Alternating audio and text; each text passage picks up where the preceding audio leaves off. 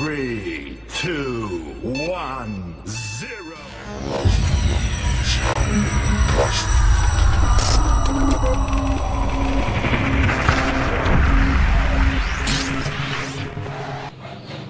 Baik, bismillahirrahmanirrahim. Assalamualaikum warahmatullahi wabarakatuh.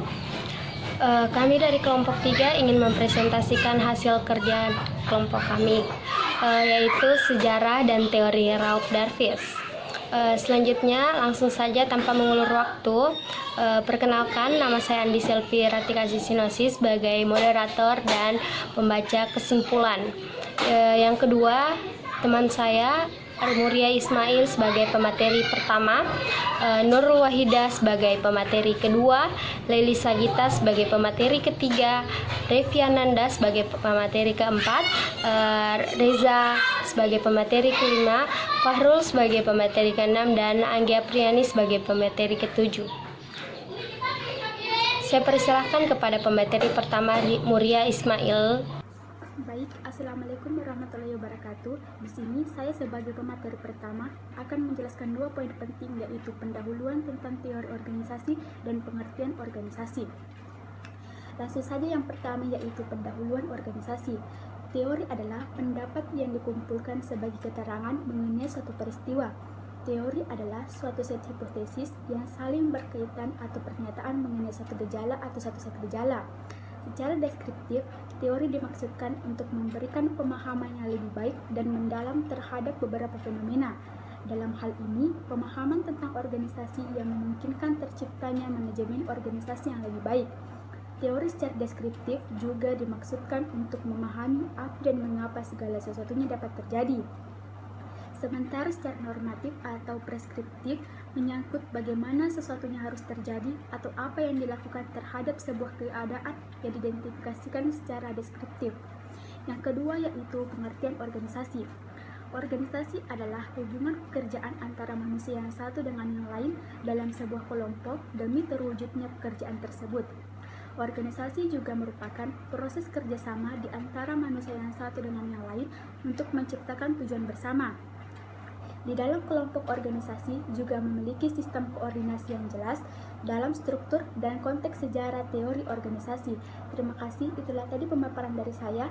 Saya kembalikan kepada moderator. Baik, itulah tadi pemaparan dari pemateri pertama kita, yaitu Muria Ismail. Selanjutnya pemateri kedua, Nurul Wahida Salsabila. Saya persilahkan. Bismillahirrahmanirrahim. Assalamualaikum warahmatullahi wabarakatuh. Terima kasih atas kesempatan yang telah diberikan kepada saya. Langsung saja saya akan menjelaskan secara singkat materinya, yakni periode-periode organisasi. Periode organisasi pada tahun 1750. Pada periode ini, ciri utama masyarakatnya yaitu revolusi industri. Sebagai salah satu kejadian paling penting sebelum abad ke-20 ini, dalam kaitannya dengan teori organisasi, revolusi industri dimulai pada abad ke-18 di Inggris. Revolusi tersebut memiliki 2 elemen utama di Amerika Serikat. Kekuatan mesin telah menggantikan kekuatan manusia secara cepat, dan pembangunan rel kereta api dengan cepat mengubah metode transportasi. Hasilnya adalah menyebarnya pendirian pabrik. Adam Smith menulis buku tentang kemakmuran negara pada tahun 1776. Pada buku tersebut membahas keuntungan ekonomis dan pembangunan kerja pada industri paku. Pada tahun 1870, ciri utama pada periode ini ialah basis pengembangan produksi dengan melakukan diferensiasi tenaga kerja, mekanisasi pabrik, dan penciptaan skala ekonomi yang membangun produk secara massal. Pada waktu itu, Mayo melakukan pengamatan terhadap para pekerja dengan percobaan intensitas. Cahaya pengaruhnya terhadap pekerja. Ide-ide yang menonjol pada waktu itu ialah tentang struktur, hierarki, aturan, dan norma-norma. Max Weber menulis pada permulaan abad ini dan telah mengembangkan sebuah metode struktural yang ia katakan sebagai alat yang paling efisien untuk organisasi-organisasi untuk mencapai tujuannya. Ia menyebut struktur ideal ini sebagai birokrasi. Ya, terima kasih atas kesempatan yang telah diberikan kepada saya. Saya serahkan kembali kepada moderator. Wassalamualaikum warahmatullahi wabarakatuh. Baik, itulah tadi pemaparan dari Nurul Wahidah Salsabila. Selanjutnya pemateri ketiga yaitu Leli Sagita. Saya persilakan. Ya baik, terima kasih atas kesempatan yang telah diberikan kepada saya. Selanjutnya saya akan membahas tentang materi ketiga yakni periode 1870 Perang Dunia Kedua atau WW2. Pada waktu itu, Mayo melakukan pengamatan terhadap para pekerja dengan percobaan intensitas cahaya, pengaruhnya terhadap pekerja. Yang dikemukakan pada percobaan tersebut adalah kesimpulan tentang faktor manusia pada organisasi dan organisasi informal yang kemudian menjadi bintang pemandu yang paling berpengaruh terhadap perkembangan teori organisasi neoklasik. Selanjutnya, ide-ide yang menonjol tentang organisasi pada waktu itu adalah tentang struktur, hierarki, aturan, dan norma-norma, atau Weber dengan tipe idealnya. Dan Max Weber menulis pada permulaan abad itu telah mengembangkan sebuah model struktural yang ia katakan sebagai alat yang paling efisien bagi organisasi-organisasi untuk mencapai tujuan-tujuannya. Mungkin cukup sekian materi yang dapat saya paparkan hari ini. Saya kembalikan kepada moderator. Sekian dan terima kasih. Baik, itulah tadi pemaparan dari Leli Sagita. Selanjutnya Revi Ananda. Saya persilakan. Baik, Assalamualaikum warahmatullahi wabarakatuh. Saya akan melanjutkan materi selanjutnya yaitu materi periode PD2 pada tahun 1960. Situasi pada waktu itu menurut masyarakat membangun kembali industri atau melakukan rebuilding terhadap industri. Industri pada pasca PD2 berkembang pesat dari segi kuantifikatif, basis perencanaan berbasis ekspansif, didasarkan pada data pertumbuhan mekanisme pasar. Pada waktu itu, berciri adanya pemerintah lebih besar dibandingkan penawaran, adanya pasar penjualan, dan rendahnya tekanan harga. Sementara itu, industri manufaktur pada waktu itu berkembang pesat. Dengan dibangunnya kembali industri-industri yang melayani kebutuhan masyarakat akan barang-barang sehingga terciptanya lapangan pekerjaan yang baru, industri-industri berkompetisi dalam hal kapasitas produksi yang optimum. Organisasi-organisasi memfokuskan diri untuk peningkatan produktivitas lewat pembagian kerja yang baik, mekanisme kerja, dan peningkatan skala produksi.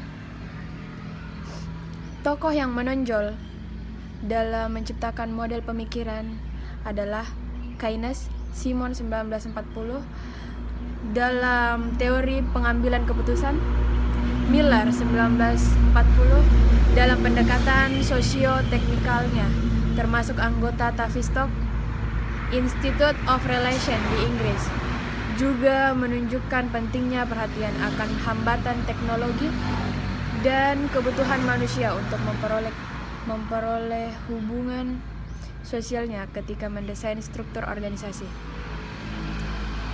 Dari hasil riset mereka muncul prinsip optimalisasi gabungan sosial dan teknik dengan penekanan pada kebutuhan untuk mencari bentuk organisasi yang memenuhi kebutuhan teknik dan aspirasi manusia dalam simultan. Cukup sekian dari saya. Sekian dan terima kasih. Itulah tadi pemaparan dari Revi Ananda. Selanjutnya Muhammad Reza Hidayat. Saya persilahkan. Baik, terima kasih atas kesempatan yang telah diberikan. Di sini saya akan menjelaskan pada periode 1960 sampai dengan periode 1970. Tingkat pertumbuhan ekonomi yang tinggi merupakan ciri utama pada periode ini. Peningkatan skala produksi dengan memperhatikan tingkat pengembalian, turnover, dan internasionalisasi organisasi. Di pasar persaingan semakin terasa karena konsumen dapat menyeleksi produk dengan pertimbangan keragaman harga yang ditawarkan. Lingkungan kegiatan investasi pada waktu itu berkembang pesat. Industri perbankan menjadi bagian yang semakin penting dalam dunia bisnis yang memungkinkan terciptanya tingkat kemakmuran yang tinggi. Organisasi pada waktu itu bertumpu pada pemisahan antara bagian lini dan staf, antara bagian operasi dan kontrol, perencanaan dan pelaksana, penciptaan produk yang berkreasi semakin disederhanakan. Pekerjaan dilakukan dalam tugas-tugas berulang, repetitive tasks. Ide-ide yang berkembang pada waktu itu menyatakan bahwa kesuksesan organisasi ditentukan oleh birokrasi yang rasional dan manajemen yang kuat.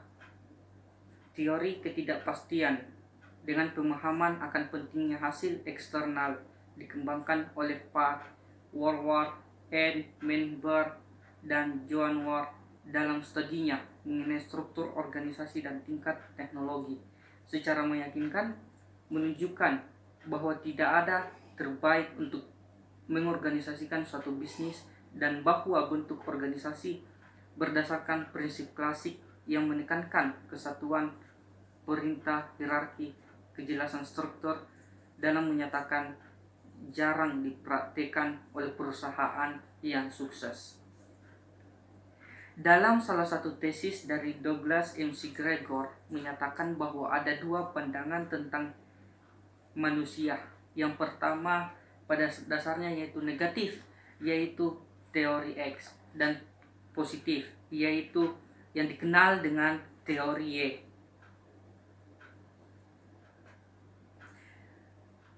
Kebanyakan manusia menginginkan teori Y dibandingkan dengan teori X.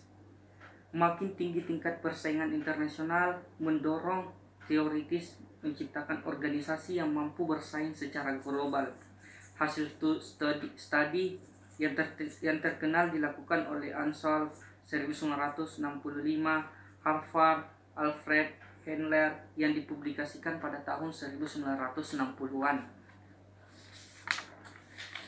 Penulis subjek teori organisasi yang berpengaruh pada periode 1960 sampai dengan 1970 adalah McGregor 1961, Scarlett 1962, Charles Enmar 1963, Egri 1963, Simon 1960 dan 1964, Leiker Ansel 1965, Hattes 1966, Lawrence and Lords, De Bono 1967, Black and Moulton 1968. Selanjutnya yaitu pada periode 1970 dan sampai 1980, masa di mana perdagangan dunia mengalami stagnatis. Industri mengalami kelebihan kapasitas, hanya negara Jepang yang tampil beda dengan konsep high quality, tetapi harga produknya rendah.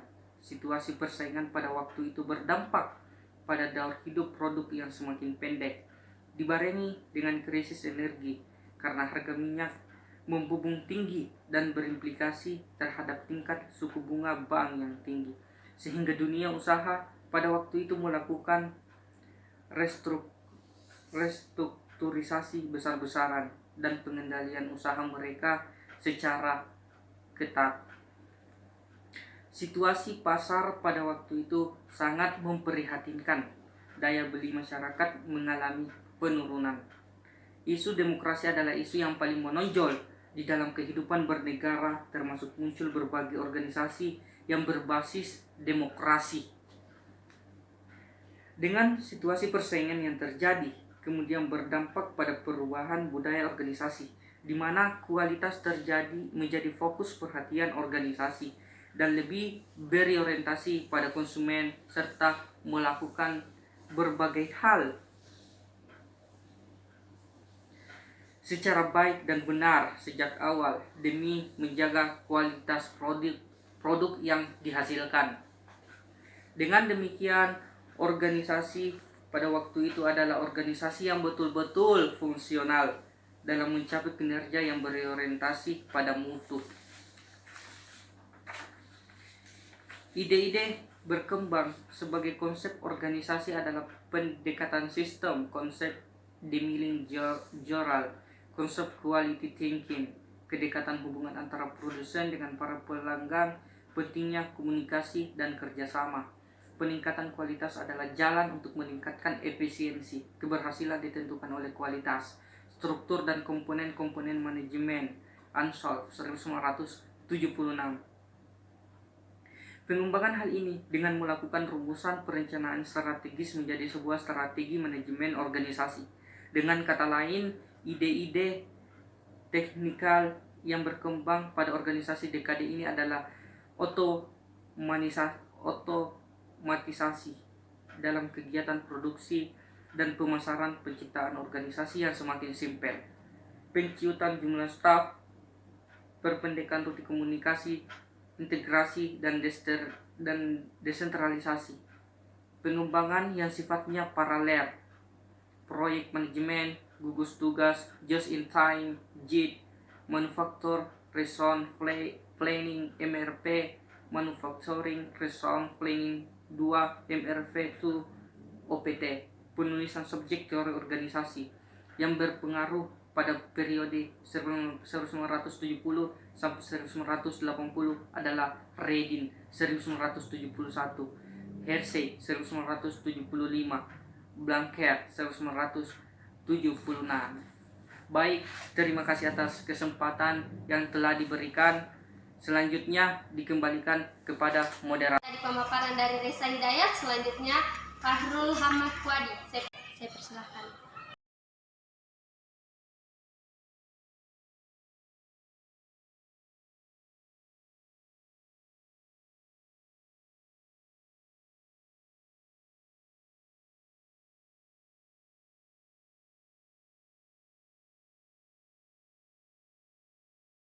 Tadi materi dari Fahrul Ahmad Fuadi, selanjutnya saya persilahkan kepada Anggi Apriani. Baiklah, terima kasih atas kesempatan yang diberikan kepada saya. Di sini saya akan menjelaskan periode pada tahun 1990 sampai dengan sekarang, di mana yang kita ketahui pada periode ini ditandai dengan berkembang pesatnya teknologi informasi atau IT dalam media perdagangan, jasa sumber daya manusia, dan modal. Perdagangan efisien berlaku pada tahun 1990 dan sebelumnya, di mana birokrasi sangat dominan dalam teori organisasi. Selanjutnya saya akan menjelaskan tentang teori perencanaan rasional yang dianut oleh Ralph Davis. Kontribusi terakhir pada teori tipe 1 yaitu Ralph Davis menawarkan tentang perencanaan rasional. Davis menyatakan bahwa perusahaan merupakan tujuan utama ekonomi, yaitu pelayanan publik. Kemudian berkesimpulan bahwa struktur organisasi bergantung pada tujuan-tujuan organisasi. Mungkin itu saja yang bisa saya paparkan dari teori perencanaan yang dianut oleh Ralph Davis. Saya kembalikan ke moderator. Terima kasih. Terima kasih, itulah tadi pemaparan dari pemateri-pemateri. Selanjutnya saya akan memberikan kesimpulan kepada teman-teman sekalian. Kesimpulannya yaitu teori organisasi modern dimulai dengan karya para teoristik. Ada 4 tipe, yaitu yang pertama, tipe pertama yaitu mereka sangat menggantungkan diri pada prinsip-prinsip yang simulatif dan universal dan mengembangkan paradigma organisasi yang terlalu rasional dan mekanistis. Selanjutnya tipe 2. Tipe 2 yaitu sampai pada tingkat tertentu mewakili pandangan tandingan terhadap pandangan rasional mekanisme tersebut.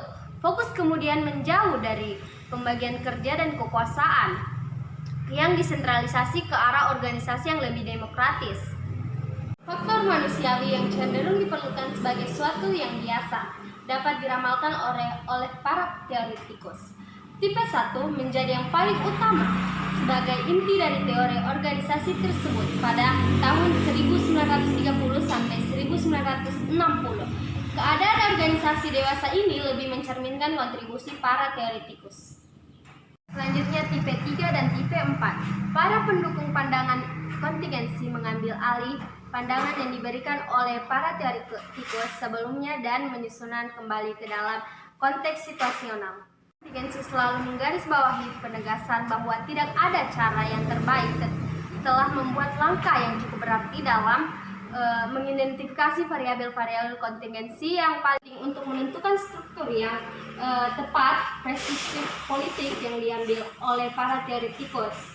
Tipe 4 yang membangun atas dasar pengetahuan kita yang mengambil keputusan berdasarkan perilaku dan politik telah meningkatkan kemampuan kita dengan cukup. Berarti untuk menjelaskan fenomena-fenomena yang terlewatkan oleh asumsi rasional para pendukung kontingensi. Itulah dari saya. Terima kasih. Wassalamualaikum warahmatullahi wabarakatuh.